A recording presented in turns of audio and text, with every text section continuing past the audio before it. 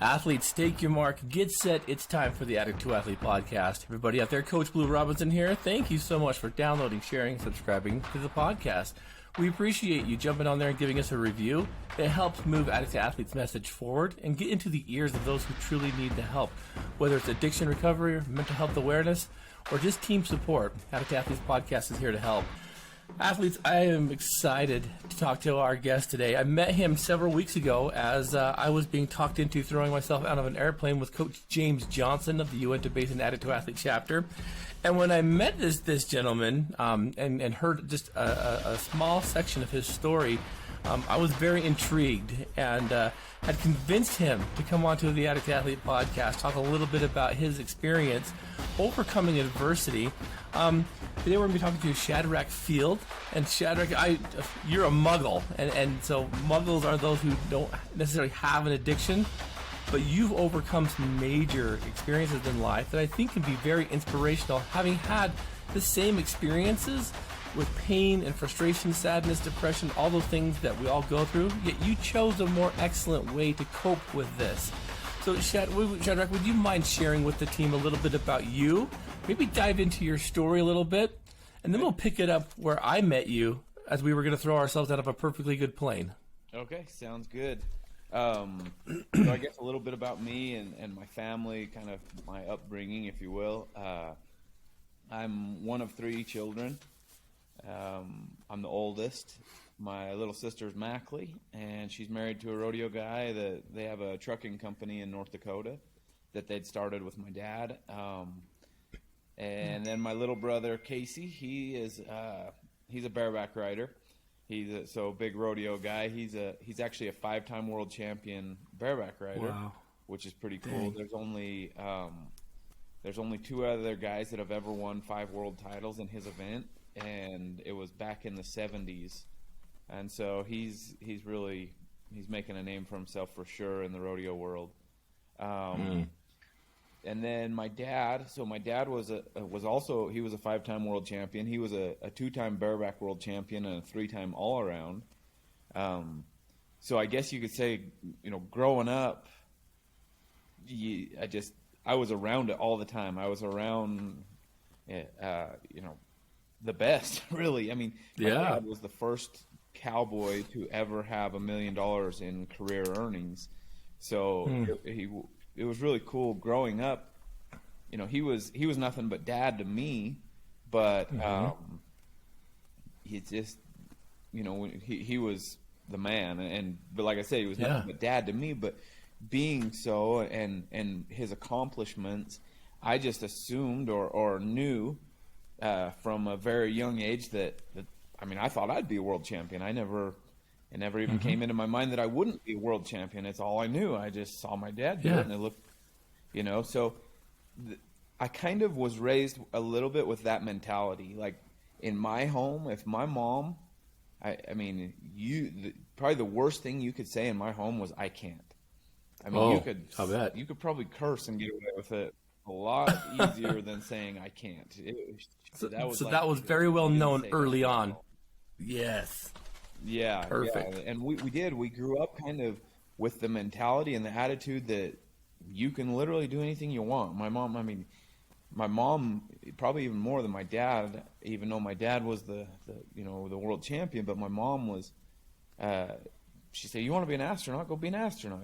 Whatever you want to be, you'll be that. Just be that. So she instilled in us at a very early age that, mindset is everything. And if you think about yourself and what you think about yourself and what you say about yourself eventually will come to pass. So to be really careful with the things that you say and believe about yourself. But my dad, he died 4 years ago. He had pancreatic cancer, and it took him very quickly. It got him in about 6 months. So wow. That was a huge blow to our family. He was quite the guy. He was a really special person. He's in the Utah Hall of Fame and Utah Sports Hall of Fame and a few others around the country. So wow. He's a really cool guy, but very, very humble. You would never know he was a 5-time world champion. My brother, likewise. They're just put their blue jeans on every day and go to work kind of guys. Real humble, That's cool. neat people. That's awesome. So, That was yeah. way cool. So you learned from a real young age that that you had the humility, you had the respect, you had the can-do attitude.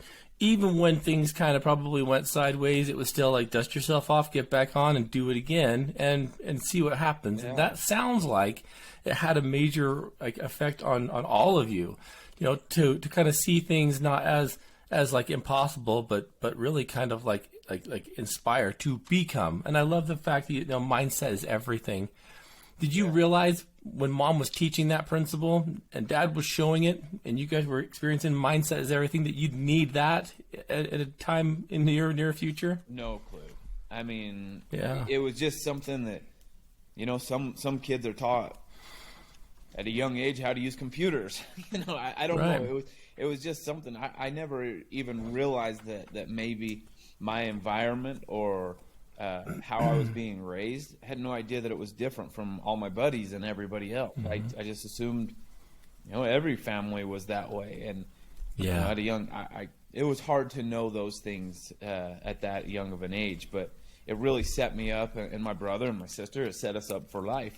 Really, That's through other principles, hard work, honesty, integrity, all the great principles that that we're taught.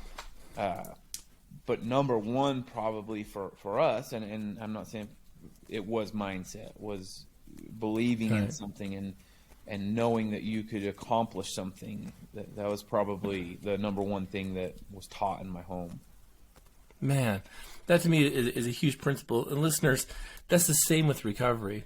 Mindset is everything before you even approach that starting line of wanting to change your life. Because, if you believe you can or you believe you can't, right? Henry Ford, you're right. So if you believe you can't, you won't. And if you believe you can, you will. Both of those things take time, but mindset is so crucial. I'm so glad you brought that up. I think it's a perfect title for today's podcast. Yeah, cool. But I really think that that with that mindset of all I got to do is suit up and show up and give it everything I've got, outcomes are very possible and very likely. Self-doubt in the middle of a situation where you're trying to change your life, where you're trying to accomplish something difficult. Sometimes you got to take a knee, right, and just rethink things. I mean, sometimes self-doubt can come into play even when you have a mindset of it's possible. I think this is a huge principle, and I'm glad that we're touching base on this. Because if you will now, Shadrach, will you share a little bit about how that statement, that lesson, played into your life very significantly? Sure. So, just a second to back up, I always thought I'd be a world champion rodeo cowboy. Right. Obviously that didn't happen. I compete professionally still at a much lower level, and my career path took a different route. So I got into oil field and real estate and different things. I'm an entrepreneur at heart. I have a lot of ADD, so I'm all over the place. I've got businesses Yeah. kind of all over the place, but it's a success mindset. It's not. It doesn't matter the event or the sport or the career path that I've taken. It's a mindset that will create success in whatever you do. But it really set me up for some of the trials I was going to face later in life, which have really come to pass the last year or so. And I can kind of dive into that. I've always been a guy that loved aviation. I went in a small plane when I was, for the first time when I was about 20, probably 22-ish, and just fell in love with aviation. I mean, from that minute on, all I could think about, if I was on the internet, it was looking at airplanes or reading airplane articles, or I just always had a huge desire to fly, and I loved it. So I worked on it a little bit back then, 15 years ago, and then about 5 years after I started working on it, I'd done it a little bit and then quit, done it a little bit and quit. I finally was like, I love this. I want to get my pilot's license, finish this up, and fly. So I went out and bought an airplane, and I thought this is the best way to commit to the deal. Yeah. Started working on my pilot's license, ended up getting my pilot's license. I loved it so much, but I always felt like I needed to be prepared for the worst. I mean, there was something in me that always said, be ready for some off-airport action, if you will, in the mountains. I always knew that.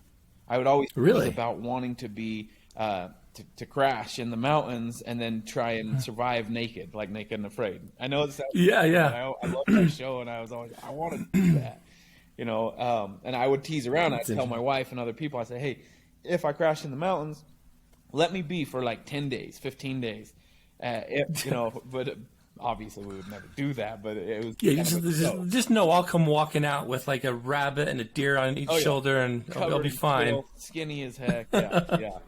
And that was kind of like, I don't know, it's weird, but with that being said, I always worked on, like, every summer I would work on something with aviation. One summer I went up to Alaska for some bush pilot training, all off airport stuff. Which is something that I really believe, possibly saved our lives. And then next summer I did, I think like 30 hours of aerobatics. So I've always working on my skills as a pilot, whether it's studying charts and books and, whatever it was, I always worked towards it. And little did I know that was going to be huge in my life. I jumped right into that day that it happened, if that's good with you. Yeah, please. Okay, so August 7th of 2020, last year, we had some friends out, and the night they came out, actually the night before they came out was a Thursday night, and I competed in a CrossFit competition locally here. I'm not a great CrossFitter, but I really like to compete, and I love CrossFit, so I compete in the county fair. I'd go to 2 or 3 competitions a year just kind of for fun. But so I competed Thursday night, and then Friday morning we had some friends out from the city, and they're big YouTube stars, so they were vlogging or videoing pretty much everything. And that morning they got there, and I said, do you guys want to go for a boat ride, or do you want to go check out the mountains in the airplane? I can take you out and show you the UNOs a little bit. And they said, well, we want to do both. I said, well, let's go fly first while it's earlier in the morning and it's nice and calm outside, and then when we get back, we'll go for a boat ride. And nice. So they showed up, and we loaded up in the plane, and we took off. Actually, there were some pretty cool things that were said in the hangar before we left. Betsy asked, really? She said, you promised that you won't crash us, because they're pretty nervous to go. They haven't been in little airplanes a whole lot. And I said, you know what? I can't promise you that, but I promise you I'll take care of you.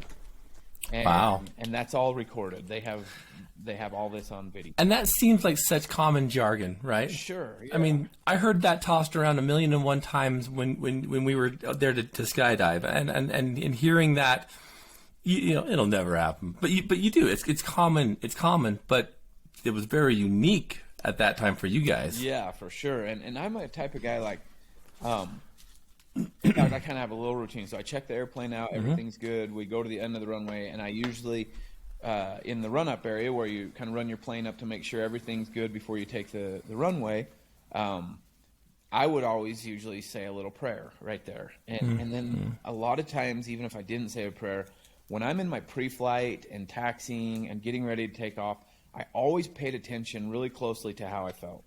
And if I ever felt like, hey, don't go today, I wouldn't go. And that day, I felt nothing. There was no feelings of, hey, it could be bad today, don't go.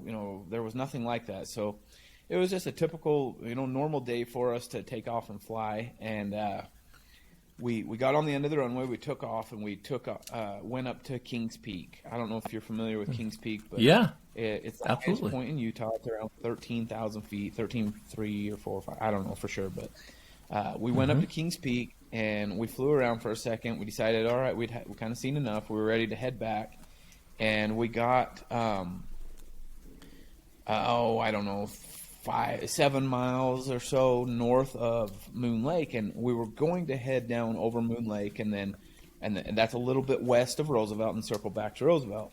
Well, when I started down the canyon towards the lake, a big gust of wind come and hit us right kind of head on, and which is no big deal. I just slowly eased the throttle in a little bit because as I started to descend, we were, like I said, 13.5, and so to descend down to 5,000 that close, I had to put some flaps in, and I wanted them to be able to see the scenery, so I actually put my landing gear down to slow me down a little bit more so I could get down over the lake and show Moon Lake.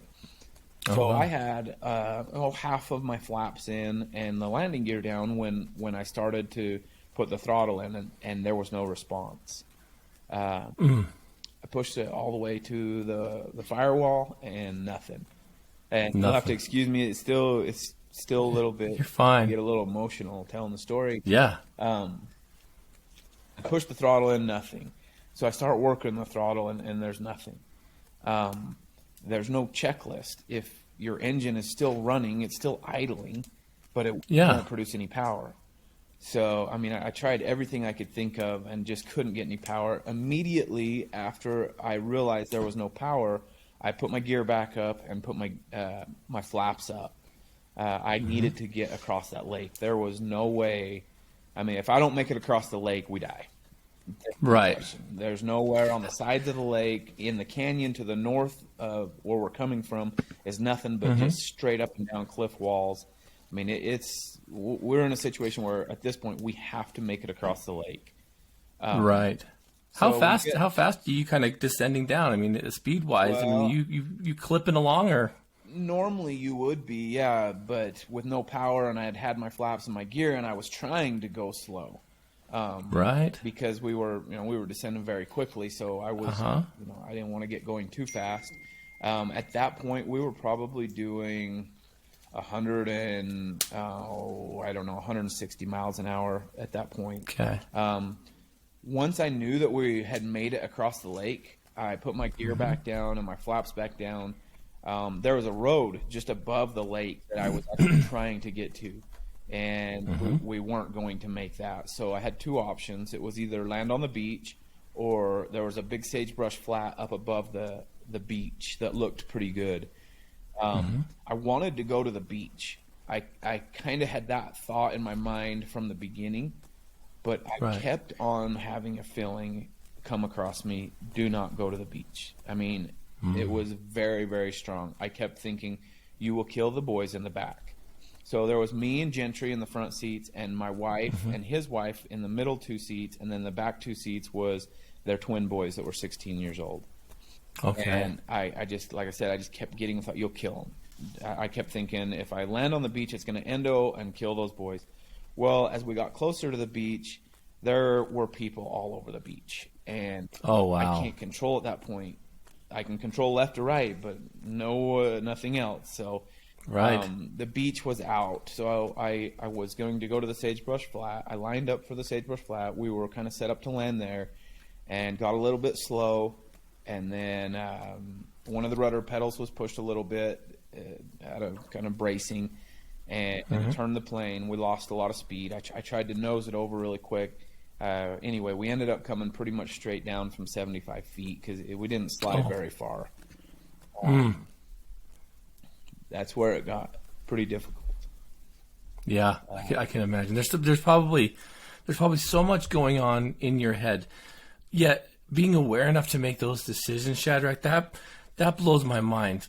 And in the middle of crisis, and in the middle of of all these things that you can and can't control, to be open-minded enough to not just make decisions, but to listen.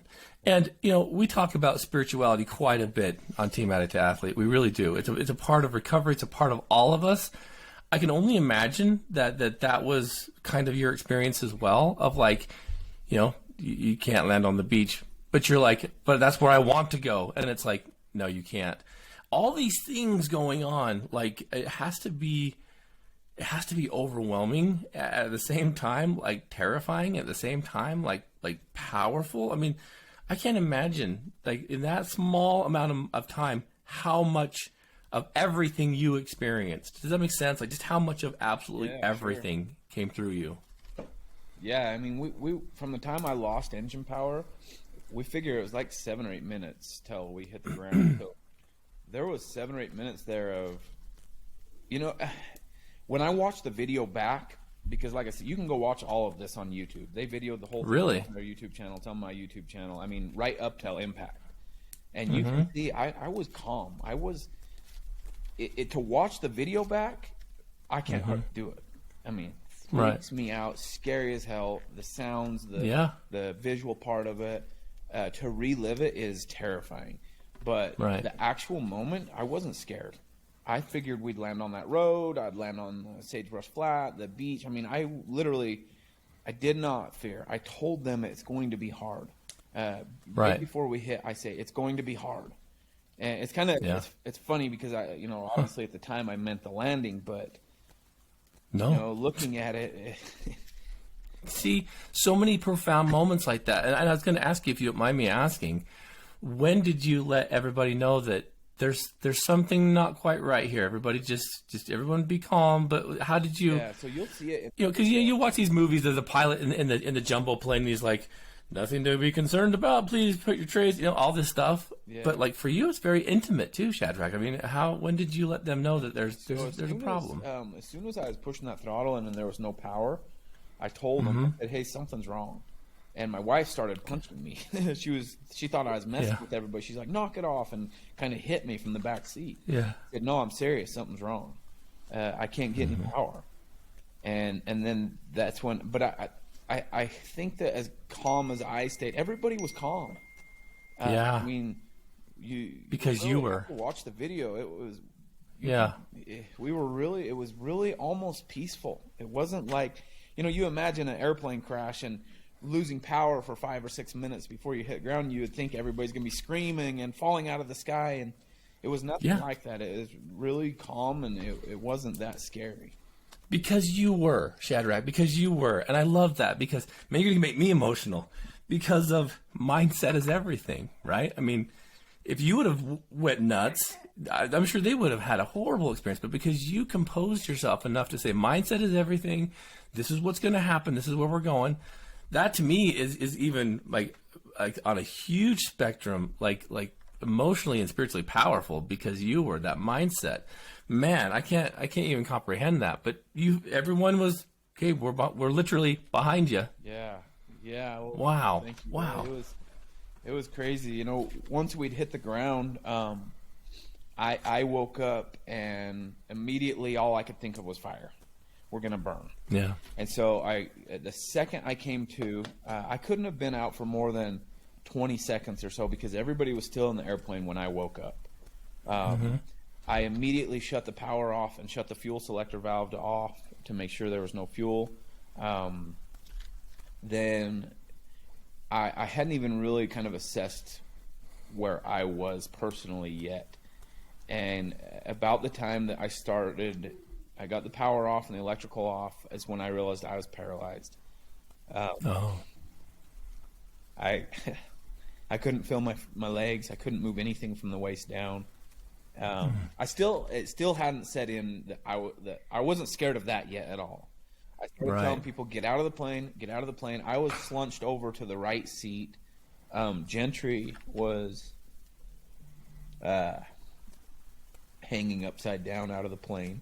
He had fallen out, but his legs were all broken into pieces, and they looked like snakes wrapped around the pedals. His face was smashed pretty bad. He had blood covered his face. He was hanging upside down. His eyes were open, and he was unconscious, and I thought he was gone. That was really hard. Yeah. As a pilot, you feel responsible, regardless of how well or not that I did as a pilot. Up to that point, I felt the responsibility of my, my passengers. Absolutely. And I thought he was gone. My wife's arm was mangled. She was knocked out, but she had come to at this point. Everybody was able to get out of the plane except for me and Gentry. I started yelling at him to get Gentry out first, just because his legs and everything, and I was thinking of fires. I wanted him out. So I made sure that he had gotten out. Enough people had showed up at that time, which is another miracle. There was like 3 first responders, actual first responders, EMTs, paramedics, highway patrolmen, on Really? location up in the mountains in a remote area. They were within 10 minutes of us crashing. They were there. They were there camping. They were there visiting the lake. Just happened to be there that day. Had they not been there, Gentry would have died. And I don't know how much worse off I would have been, because the way that they extracted me from the plane, that they got me stabilized on the ground, Gentry as well. There's no phone service up there at all. Oh, yeah. So someone had to haul butt back to the lodge and call 911. I mean, we were a good hour and 45 minutes or so. I was an hour and 45 minutes before I was in an ambulance. I think he was out of there in about an hour in a helicopter. Good grief. I mean, you look at that, too. I mean, again, you hear this from time to time where people are in the right place at the right time. And I'm a firm believer that nothing happens by coincidence. It all happens on purpose. Again, that blows my mind, because if you would have tried to go anywhere else, it could have been a delay. It could have been longer. It could have been more difficult. So, just being aware and putting it literally in God's hands, I think is something that we all need to do in life. Just not when it's these kind of teaching moments, right? It's like, hey, try this when life is good and see what happens, because, man, this stuff right here, this is powerful. Well, I mean, so along those lines, that's please, something I learned is, a thought came to me when I was laying in the hospital that, what happened? Why me? Why this? Why the situation? But what happened? And a thought came to me that altitude, when you're flying, is the same as your relationship to God. I mean, if your relationship to God is close and good, it's the same as having a ton of altitude. Had I been at 13,500 feet when I lost my power and hadn't slowed down and started to descend and get lower so that we could see the pretty, the scenery, had I been up higher and maintained that altitude, then when the engine failure came, I would have had so many options. I could have got to any highway. I could have got to any airport. I could have, it would have been easy. It would have been nothing. Yeah. But because I had almost gotten complacent, and was I doing anything illegal? Absolutely not. Was it the safest thing to do? No. Getting down that low over that lake with no options for when you have engine failure, that's not smart. And I knew that. Yeah. I mean, I had these thoughts a million times, and so was I complacent that day? I'm sure, a little bit. Even though it wasn't illegal and I'd done it 100 times, I had buzzed over that lake literally 100 times. I loved it. It was so fun to scare all the people out on canoes.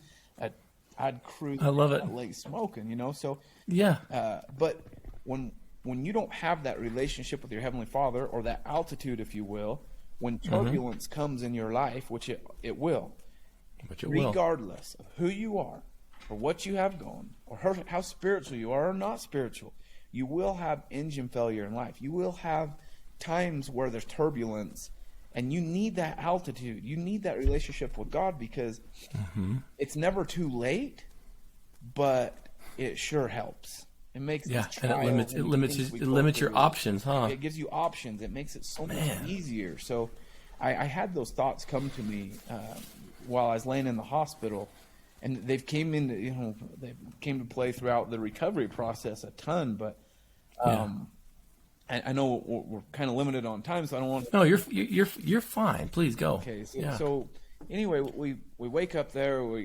Gentry's gone. Jocelyn and I are in the ambulance. We're on the way to the hospital. They run out of pain. So they pick me up. They get me on an IV, and Jocelyn. We're in the same ambulance, and they get us on some IVs, which is amazing. I didn't realize how bad I was hurting until they took the pain away. We didn't make it 10 minutes, and they ran out of pain medication. And oh my gosh, her and I both. It started to come back about the same time for both of us. And we then, after having the pain taken away, being totally relaxed on stretchers in there, and then having that pain come back was excruciating. It was very, very hard. It made the next 45 minutes to the hospital not very fun. Good grief. We got there. They got us our pain medication. I was life flighted. An hour later, after they got me stabilized, to Provo, and Jocelyn was released. She had a surgery on her arm. They put pins and a plate, everything in it. I made it to Provo, and the next morning I had my back surgery, and T12 was a burst fracture on me, which slid forward and hit my spinal cord on the cauda equina. It's the horse and the very bottom part of your spinal cord. That part of your spinal cord, those nerves go down the back of your leg. So my butt cheeks, hamstrings, calves, all the way down the back, and then over the top of my feet. And I had no feeling. I had some feeling at that point. Some feeling had come back in the front of my legs. I could feel them perfectly, and they worked fine. But nothing worked down the back, and there was complete numbness from the waist down on the back side. Wow. And then in the front, in my groin area. So no bowel and bladder function. That part still hasn't come back. It's been 10 months. I do have some sensation that's come back in the skin on my calves, and my feet are starting to come back a little bit as far as feeling goes, but I still can't move like my toes, or I can't push with my feet at all. So I have to wear braces that start about my knees down. That's the first thing I noticed when I met you was you had those, and I thought, man, those look like some interesting, like contraptions. I'm thinking that maybe it was something for like sports related or something. Yeah. But I watched you jump out of your pickup and walk over. I would have never guessed that for a time period you were literally paralyzed, Shad, right? That blows my mind. Yeah, well, I can't feel my hamstrings and calves and glutes don't work. My calves don't work at all. Hamstrings and glutes work very little, but still I've just kind of adapted to I kind of walk on my heels a little bit and balance on my heels. And I'm hitting the gym. That's how I actually met James and some of your athletes is through the gym, which has been incredible for me because I was at the gym. So I got through my process at the hospital. They sent me home. While I was in the hospital, actually, I said I was so excited. I was like, let's see what I can do. I thought I had all these thoughts of I'm going to go to the Special Olympics. I'm going to be this great athlete in a wheelchair, and I'm going to do all these cool things. I was seriously like, I wasn't even that bummed. Yeah. But that's not because I'm anything special. That's because at that point, I didn't realize what it was going to be. You see somebody in a wheelchair or that doesn't walk that great, and you think, oh, wow, they're in a wheelchair or they don't walk that great. You don't see what lies beneath that is the actual struggle. Walking different or the physical struggles I have, they're okay. They're hard, but it is what it is. I'm okay with it. There's only a couple ways to look at it, literally, too, right? I can either be positive about it, look at it, or I can be sad about it. So that part of it's not that bad. It's the emotional part that's been a really, really a booger, where that's been the challenge stuff comes in, and when everything about who I thought I was has now become very difficult physically. And so it weighs on you emotionally. And that's been the toughest part of this journey for sure. Did the doctor, what did he say about walking with you? Was he optimistic?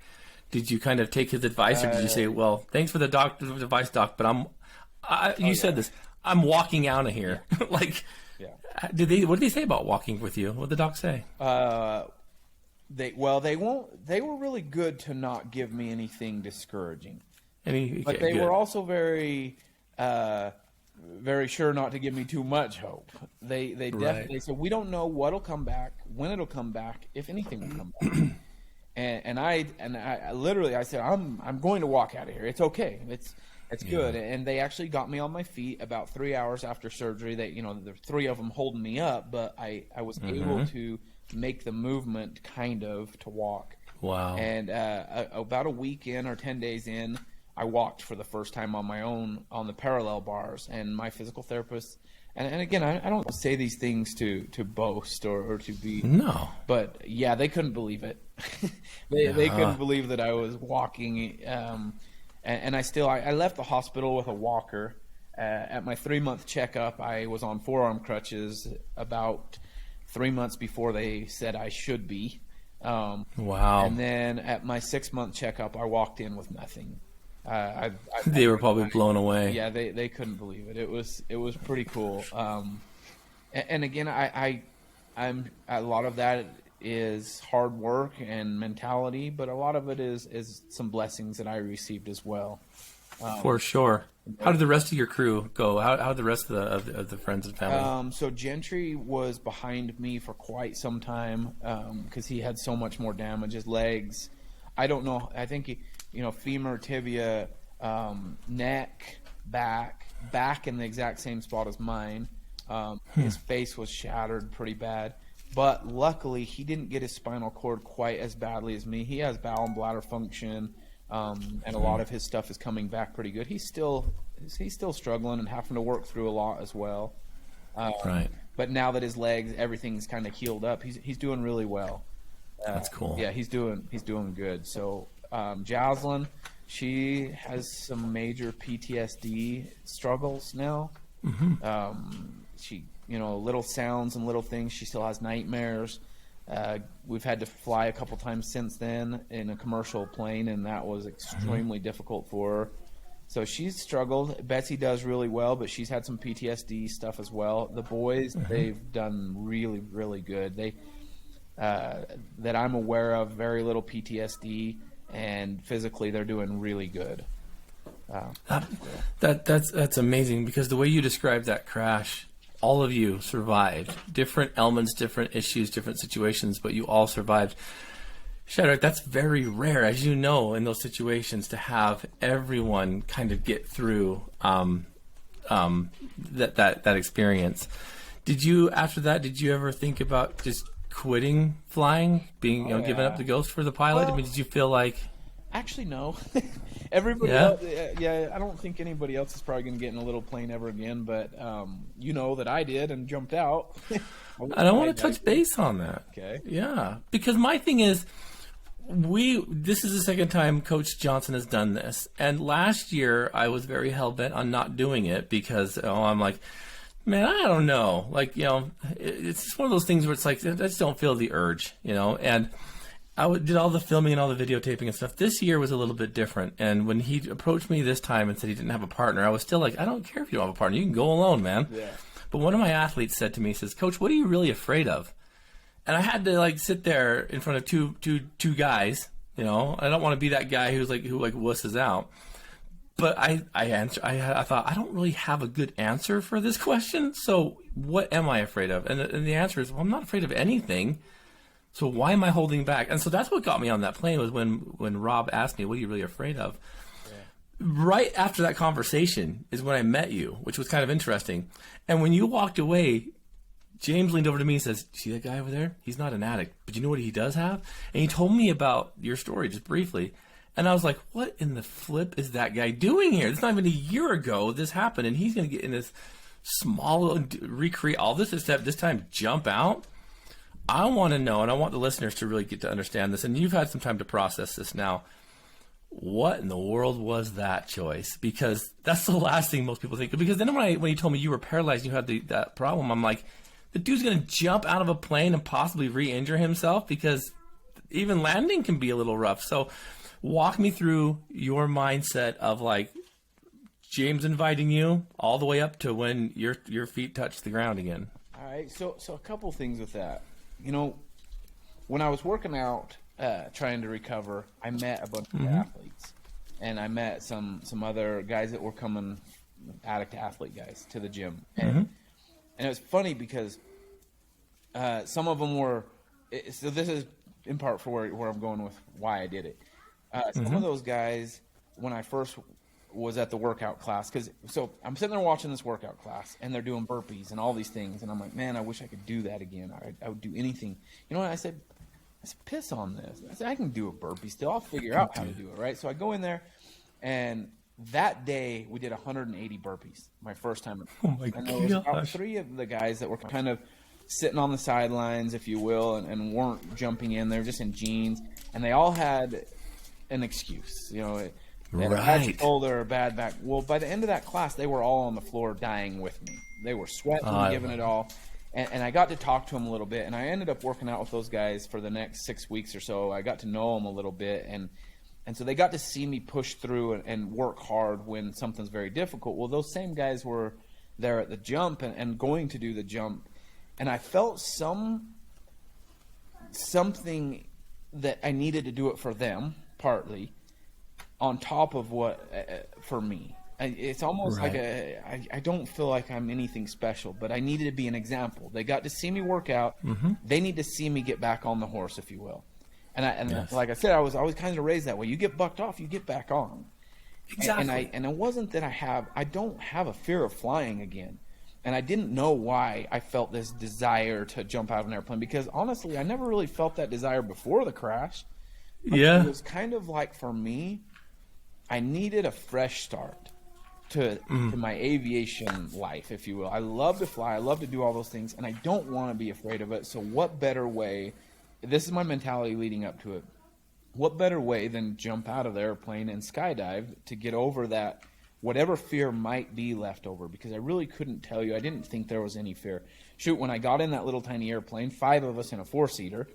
Bloody hell. I mean, I thought that I would have a lot of feelings come back and a lot of fear. And until they opened the door and I climbed out on the landing gear to jump out, there was no fear. And then when that door opened and you climb out on that landing gear, I was like, oh boy, it's happening. This is very real. Yeah, and I jumped, and I was able to jump, and it was just amazing. And then I was able to land on my feet, and James actually said, "Hey, wait a second." He said, "Hold on, come here. You just landed on your feet. Last time you were in a small airplane, you crashed. Yeah. You know, that's why I jumped. I didn't know. Yeah, man. I didn't know it at the time, but that landing back on my feet, and I think that's huge. I mean, any trial that we go through, anything, if we fight through it, we have the right mentality. We do one more rep. We finish the chore. We get done with it. We beat it. You can land on your feet. Yeah. You know, regardless of what you've been through, you can land on your feet and it'll be okay.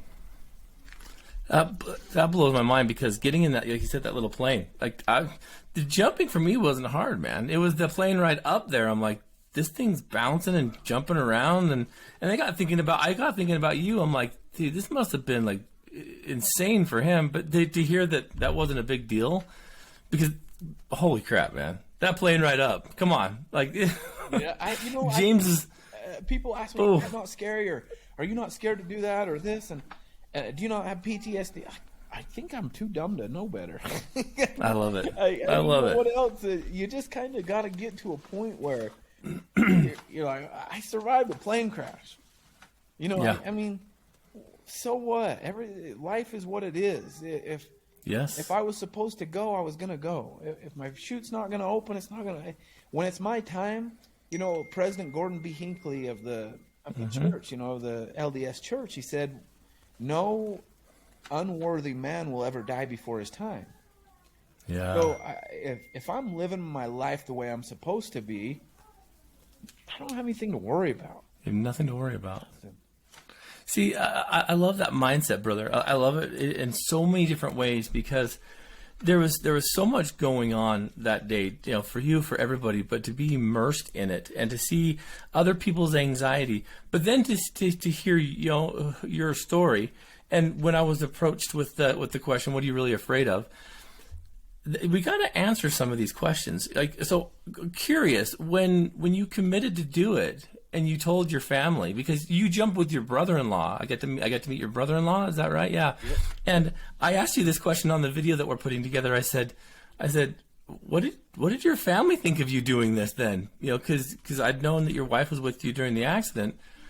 Share with us, because I don't know the other side of this when you got home and spoke about it. So what did she think? What did they think when you're like, well, I'm going to go do this? And then what happened afterwards when you came back and did the return and report? I didn't tell all of my family. Wise. But my wife, she knows me so well that she was like, why am I not surprised? Yeah. Like, I'm kind of an adrenaline junkie anyway, and like that kind of stuff. She didn't like it, and she had some moments, you know, she knew for 2 months before I was going to jump out. And so over those 2 months, she had some moments that she was like, I wish you wouldn't do that, or I'm scared, or, And I would have respected that of her 100%. Had it got to that day of or a day before, whatever, and she was seriously not wanting me to, I would have absolutely, for her sanity, not done it, because it wasn't that huge a deal for me. But she was okay with it, and I think that she realized what it would mean to me, and how important it was to me to get back in and get back on and go through it. Because nobody put up a fight about it, but they were like, okay, you're crazy, you know. Yeah. That was their mentality of it, but nobody tried to stop me or anything, so it was okay. They couldn't believe it, I can tell you that. And they were excited for me after, you know, I think everybody was able to look at it in a sense that, yes, it needed to happen. It's good for him to get that over with, to be over that part of it. And so they were really good with it. So then, from your perspective, brother, what do you teach people about overcoming fear? Because this is a big thing. Even with people in recovery, there's always this weird kind of sense of fear to be without, fear to have to cope with life on life's terms, you know, a fear of like what they might lose, not knowing, you know, what they'll gain, maybe even fear of what they'll gain. What do you know now, literally, about fear? Because you've experienced it many times throughout life and throughout this last year. Yeah. What is your mindset on overcoming that? So that's interesting that you asked that, because I actually just had this conversation yesterday.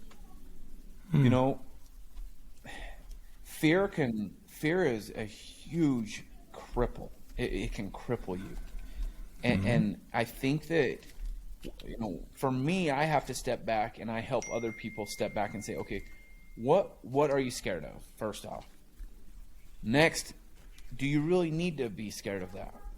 Then where does the fear come from? And to me, fear is Satan's biggest tool. Oh, yeah. The fear of I think that he can work on us. Satan can get in with fear. He knows you're afraid of something, and then he amplifies it. He finds ways to make you scared of things that aren't even real. So many times with anxiety and depression and mental health things, it all stems from fear. You know, being afraid of like, I know that when I get some anxiety or depression going, it's due to being afraid of things that aren't even happening. Like, scared that my business is going to fail, scared that I'm not enough, scared that I'm not being a good father or a good friend. Being scared of those things causes you to have anxiety and depression, and you know, I hate fear. So how do we beat fear? I don't know. I think it's facing those fears, figuring out what you're scared of, and then running into it head on. You know, whether if you're scared of flying, jump out of an airplane. You know, I don't know all the ways to beat fear, but I think fear comes from Satan. So if that's the case, how do we battle it? We got to battle it with our Savior. You know, through prayer, meditation, recognizing our Savior's hand in our life. Those are the ways that I deal with fear, and that I would suggest that other people deal with fear. See, then maybe I'll give you a little antidote for that, because I'm with you 100%. And what you just described is having faith in something. Faith and fear are the exact same thing when you boil them down, with very different outcomes, right? Yeah. So what you've just described, I talk to the athletes a lot about replace your fear with faith. It's the same flipping thing, right? It's something you can't see that's giving you these emotions. So why not default to something positive instead of something negative? You had every right and every I guess opportunity to default into fear, but you chose faith instead. You chose faith in James. You chose faith in the pilot of that plane. You chose faith in the guy who's strapped to the back of you. Like, all these things you applied faith in. You know, when you were coming down across the lake, you applied faith, you know, in your skills and what you've learned, and who's ultimately in control, and the doctors. I don't think we truly conceptualize how important believing in something we can't see instead of fearing something that might be it truly is in our lives. What do you think, brother? Absolutely. I mean, I think you're 100% spot on. Faith is it's the thing that can beat fear. And I think that, to take that a step further is, I think that the second you, like, I had this conversation with my wife yesterday because since the accident, she'd been scared of everything. Everything scares her. And we had this conversation, and I said, I think that you have to beat that fear quick. You can't let it set in. You can't let it get into you and have that seed planted. So the second you feel those thoughts, that fear sneaking in, you have to combat it with something quickly. And I think that's where people screw up. Yet they try and combat it with these things that we're talking about after that fear has already done so much damage. So moving forward, as people hear this, I think that you gotta very quickly head that off. So the second you feel that fear come in, you got to replace it with something. That's why I love the skydive deal. But I mean, replace your thoughts quickly with a positive. Instead of, oh, my kid's going to get in a car wreck today, just because you're scared and paranoid of everything today. Think, my kid's wearing a seatbelt. I've taught him well enough to be aware at the intersections. Replace those scary thoughts with some positive thoughts. Make them up. Hell, they don't got to be true. That's what you're doing with fear, right? You're making those up. Exactly. Make something else up. So let's make something up that's positive, because we hear it all the time that you are what you think you are. You become what you believe you're going to become. So with our thoughts, if we know we're a scared person or that fear damages us, the second that fear comes in, let's intercept it quickly with some positive. I love it. That is genius. Literally, like, erase and replace, what we talk about so much on the team. You are spot on, because you're right. All anxiety is that prolonged fear, and it turns into this reality-based thing of, like, now it is, but it's not. It doesn't have to be. Yeah. And listeners, I hope you're getting something from what Shadrach's talking about. The quicker you can get that fear back into the ring and start swinging on it, the faster you're going to be able to replace it with something of faith. And I love that mindset. I've never thought of it that way, but it's true. It's all made up anyway. We make up all of these things, and shoot, if it's a once in a million time chance that fear does come through, well, then you just take that head on. Because when you guys were in that hangar and the comment of, just don't do anything to make us crash came through, that was a little bit of fear coming through, and replacing it with some faith. Shadrach, that it blows my mind. So I know, we are kind of getting close on time, but I want this thought from you. Now, having seen the team Addict II Athlete, now kind of being immersed with people that struggle, because I'm a firm believer that when people get into addiction, they do that because, to a certain degree, fear wins. It's the pain. It's the fear of, I'm going to hurt, and I don't want to hurt anymore, and so therefore I'm going to take whatever this is to numb the pain. There was an interesting thing you said about your ambulance drive running out of that medication. What did you learn about pain throughout this whole process? Because to me, I'm thinking most people are afraid of that. That's what they're fearful of, is hurting. I actually have something I wrote down here about pain. Awesome. Let me see if I can find it. Because to me, that's one of the biggest struggles, and listeners, pay particular attention to this, because when we're in a constant state of trying to avoid it, that's why, we go to our pharmacy, Walmart pharmacy, and see maximum strength Tylenol, extra strength Bear. It's like, we want pain gone now. Yeah. But we learned something from it. Please share with what you thought. Yeah, so it's funny that you asked me specifically about pain, because I actually just wrote this in my notes about pain. Awesome. Thoughts I had come to me. Nice. And I don't even know if I wrote it good, and I don't even actually remember what I wrote for sure, but it says, sometimes I try to turn around the thoughts of pain as, okay, this has to be for a time, so let's do it. Let's go through it, knowing that if I get through it, I'm making progress towards a day with no pain. It will come at some point. Embrace the pain and struggle, knowing it is the path to recovery, and builds character and strengthens strengthens me mentally, emotionally, and physically. The pain is what the pain is my motivation to get better. The pain is like, okay, I know this hurts. There is no way around it. It is going to hurt. But what is that doing for me? It's creating some strength, some inner strength, some mental strength, some physical strength. It's making me strong. So bring it on. Yeah. Bring it on. Give me that pain. It's all about, I mean, you get used to the pain, for one thing. Yeah. I live with pain every day. My feet and my butt, I have nerve pain in my, that's very excruciating at some times. But I've learned it's okay. Like, the pain isn't, it does, okay, I don't want to sound fake, because pain sucks. And it causes me to be edgy with my family. There's a lot of negative associated with that pain. Yes. So I'm not just like, hell yeah, hurt me. Let's go. I want some more pain. Let's do it. I hate the pain. But it's okay. It's okay. Man. It's going to make me a better person and a stronger person if I let it. So I'm not saying bring it on, I want more pain. But the pain that I'm going to suffer and that's right here in front of me, it's okay. It's okay. I'll get through it. I don't need to avoid the pain. I can get through the pain and let it make me something. Let me see what this pain does to me. It's you know, I'm not going to let it affect me negatively. I will not. I'm going to try my hardest to become a better person and less short with my family. I have to apologize to my wife once a week and say, "Hey, I'm sorry. I know I've been short with you this last week. I'm sorry. I've been short with our kids, and I'm working on it." But that's part of what it's doing for me, right? That's positive. It's making me have to work through some things to get some more patience, to become a better husband and a better father. So thank you, pain.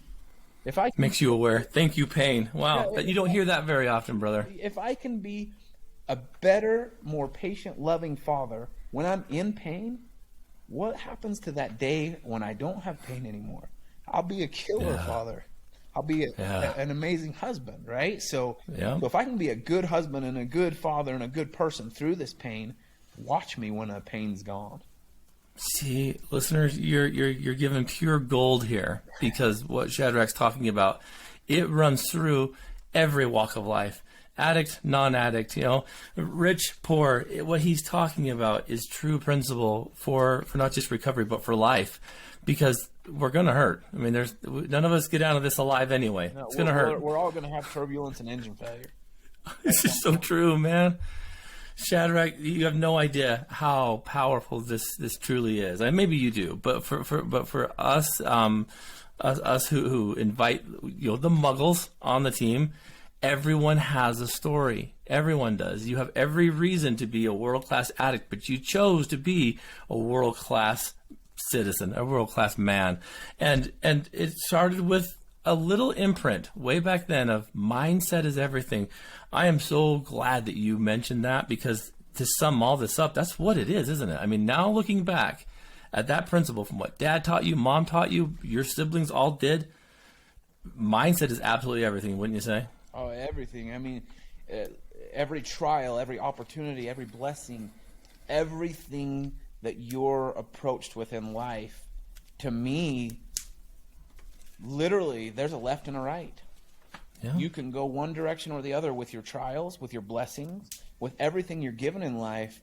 You can approach it and say, I can approach it this way, which is head on, strong, fast, hard, make me tough, or I can go left, and I can be a victim. I can be I'm dealt with this. I have to, use a catheter every 3 hours, and I have to go poop with a rubber glove in the mornings. I can't rope as good as I used to. I can't go hunt. All these things that I used to love to do, I can let those affect me and be poor me and sad. And hey, there's days I do. There's a lot of days where I get down on myself and I struggle. I am not perfect in this process. But there's two ways to look at every situation in life, and it's left or right. And I want to take things head on and let them form me into a better me. Now, like I said, I'm not trying to, I don't want anybody to ever look at me and think, oh, he's got it all figured out, or I'm in the trenches, bud. I'm in the trenches like everybody else. But that's the mentality I have to take and that I work towards taking. Like I said, I don't always make the right decision and take that right-hand turn. There's times when I get down on myself, but I know that right-hand turn is the right one, and I try to make that turn. Well, yeah, because the cool thing about what you're saying is when you make that decision, you're going to own it, negative or positive. Exactly. And listeners, brother, I could probably go on for another 4 or 5 hours with you. You got some powerful stuff in there, and it's true, and it's not because you're looking at, like I got it all figured out. It's what these listeners are going to hear is that if he can do it, maybe I can do it. That's what I hope. In the plane crash of my addiction, maybe if he can do it, I can do it, and that's where this is really about. I mean, there's no way I could have not. I mean, literally, I could not have gotten on that plane after hearing what you went through. I'm thinking, all these guys, we have the same story. But when I heard your story, I'm like, well, now I'm really screwed. I've got to jump out of this plane because if this man's doing it, I can do it too. And so to a certain degree, I didn't know you, but I trusted you enough to say, well, if you trust this plane, then I'm going to trust this plane. Because when we landed, James is like, yeah, I saw this little like tag in the back of the plane that said it was from 1958. I'm like, dude, what? That plane's that old and we got in it? But we made it, man. We had the experience. Shadrach, thank you so much for being a guest on this podcast. I appreciate it more than you'll know, and I think the athletes will. I want to thank Radio Ronin for the Radio Ronin Network hosting Addict II Athlete's podcast. Please check out the Radio Ronin Network. We've got lots of good podcasts out there for you, so check out those as well. Listeners, you've been well fed. Shadrach, do you have social media? Yeah, is there anything that you do you can promote? If anybody wants to follow along, we have a YouTube channel. I post quite a bit of stuff on the YouTube channel. I'm doing some public speaking now, and I just did an event Friday. I'm about to upload that video towards the end of this week, and it's a great one. My Instagram, just Shad Feild, Feild on the last name. That'll be a great place. I try to post a lot on there of my recovery, my journey, my public speaking events, and try to keep it, as motivational as I can. And so, that's the best place to find me is probably my Instagram and then some YouTube stuff too. So. Awesome. So listeners, check the link below. We'll go ahead and post that with these podcasts and our YouTube videos so you guys can get connected with Shadrach, because there's some amazing stuff to come too, because you're still kind of in that beginning stage of awareness. So I can't wait to see what else you learn from this. So listeners, again, thank you so much for being part of Addict Athlete's podcast. Share, subscribe, get this into the ears of anybody who needs it, and keep this one in the chamber on repeat, because there's a lot of powerful principle here. And until next time, go turn that mess into a message. Thank you.